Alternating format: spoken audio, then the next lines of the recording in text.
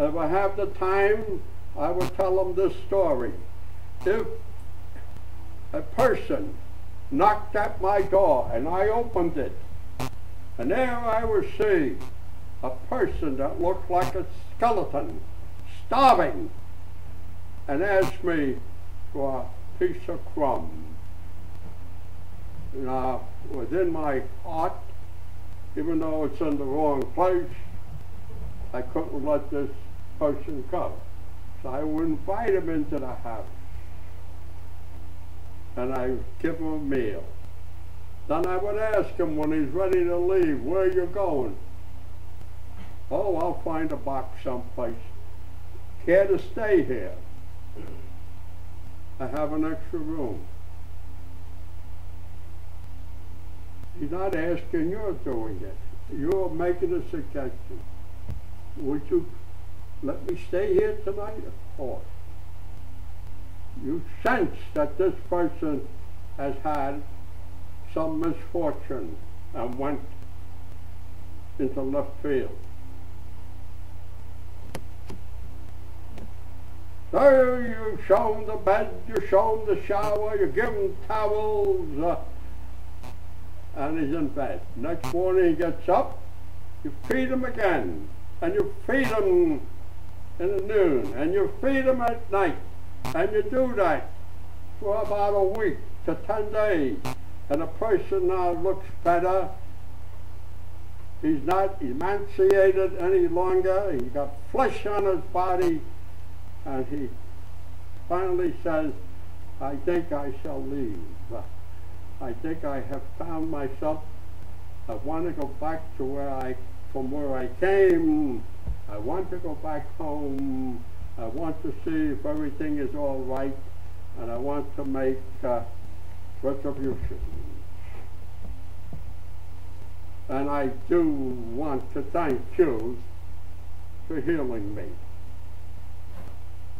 So what is my answer? I didn't heal you, friend. I fed you. You healed yourself. Got it? You heal yourself. Nobody can heal you but you yourself. So why do we blame other people when we don't heal ourselves? We love to blame somebody else.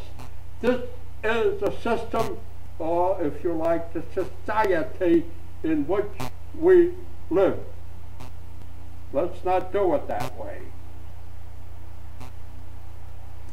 Now, something tells me to be a little trickster tonight. We're going to have some mental jogging. So you'll be ready when I ask you to come up here. Now, we speak in chiropractic, boom, I move the bone. Does the bone by itself move? This is my question. Would anyone like to answer that?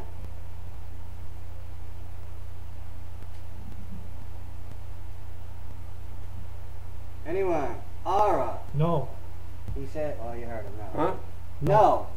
What makes it move? Anyone? Fernando. The muscles. The muscles. And L-I-G? Ligaments. That's it. And what sends them the messages? To make the bone or the ligaments or the muscles contract so the bone can move. Nerves. Right. How simple, huh? Yet we think that a bone can move by itself. It can't. Just can't.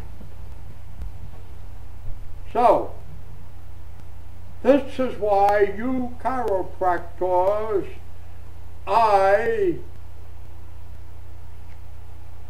suggest you read Dr. Berner's book, Science and Logic of Chiropractic.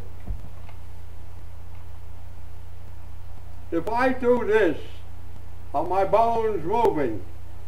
They are. But what's moving them? My thoughts go through the neural system, innovate, not innovate the muscles, the tendons, and the bones that are connected to these muscles and tendons move.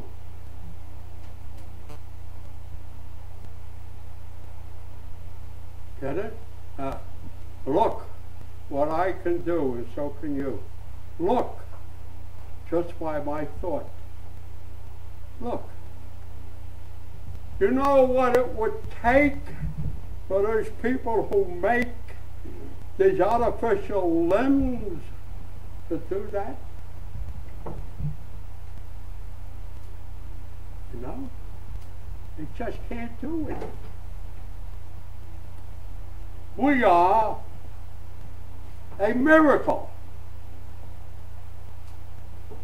We take it for granted. We don't recognize that we are a miracle. Because we've been taught this, that, the other thing.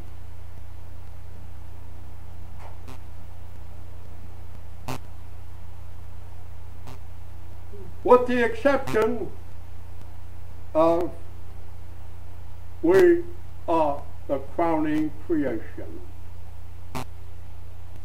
Now, when we would think this way, what would happen to your other healing arts that don't make you think this way? They would start to slump. They would fall. This is what those people out there who own this system want us to believe. We must change. And it's only our thoughts can change our structures so we can function as I'm functioning here. If we don't,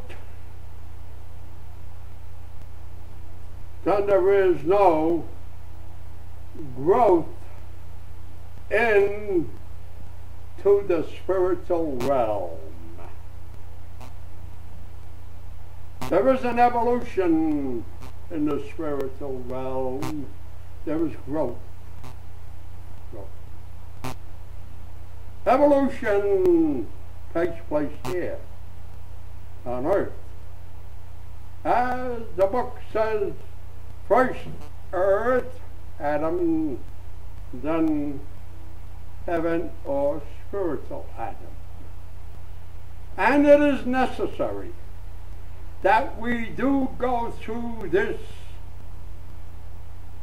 system and that we become numb to our potentials, because if we didn't become numb, we would not pay the price as we are now, and there would be no evolution to the very end that will lead us into the spiritual realm. So we are put into a state of, I like to call it zombie, the living dead. Because it isn't the neural system, my dear people. It's only an auxiliary. And as I showed you about the heart, and I'll show you again, that the heart should stay in a center field.